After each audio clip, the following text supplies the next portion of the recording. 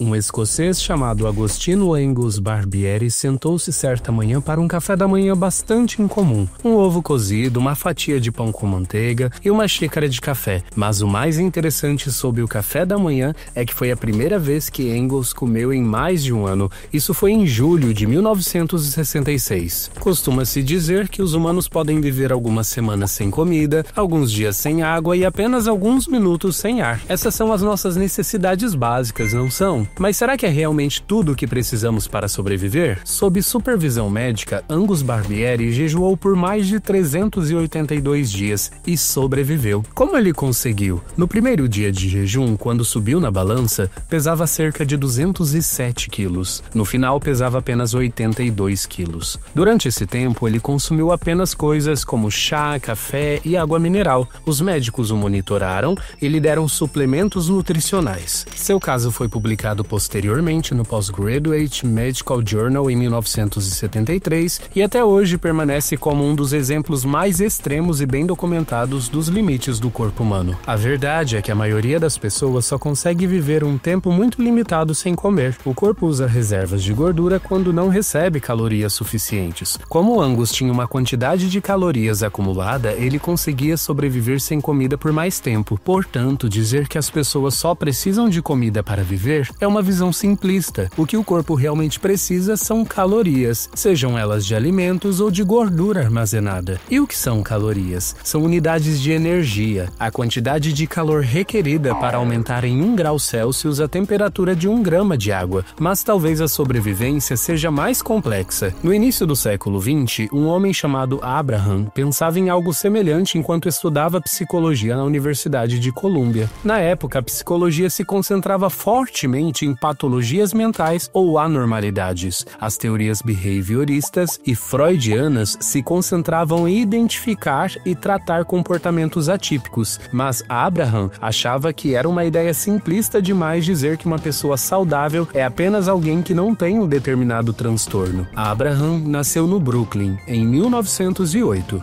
em uma família de imigrantes judeus russos. Quando jovem, sentiu-se isolado e muito sozinho, e talvez isso tenha despertado a intuição de que existem outras necessidades da pessoa humana, além das físicas ou simplesmente da ausência de condições psicológicas atípicas. Em vez de encarar o bem-estar humano como o tratamento de todos os transtornos e disfunções dos pacientes, Abraham se perguntou se poderia encontrar uma terceira força na psicologia, uma que não fosse nem a psicanálise e nem o behaviorismo. Ele trabalhou com um psicólogo chamado Harry Harlow, que conduziu experimentos com macacos bebês.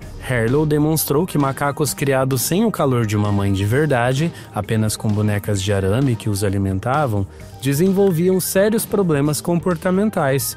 Embora sobrevivessem fisicamente, eram incapazes de formar vínculos emocionais e demonstravam ansiedade e agressividade. Abraham Maslow dedicou-se então a estudar pessoas que considerava especialmente sábias, compassivas ou produtivas, como Eleanor Roosevelt, Albert Einstein e outros, para descobrir o que tinham em comum. Isso era incomum na época, pois a psicologia geralmente se concentrava em doenças, não no que as pessoas saudáveis fazem bem. Em 1943, ele publicou um artigo fundamental chamado Uma Teoria da Motivação Humana na Psychological Review, onde propôs sua famosa pirâmide de necessidades que as pessoas têm em sua busca por uma vida plena. Essa teoria afirma que as pessoas satisfazem os diferentes níveis de necessidades na vida, categorizados em 5 níveis, do básico ao avançado. Primeiro as fisiológicas, depois a segurança, depois o amor e o pertencimento, depois a estima e finalmente a autorrealização. A pirâmide de Maslow é mundialmente conhecida por reconhecer as outras necessidades da vida humana que vão além das básicas.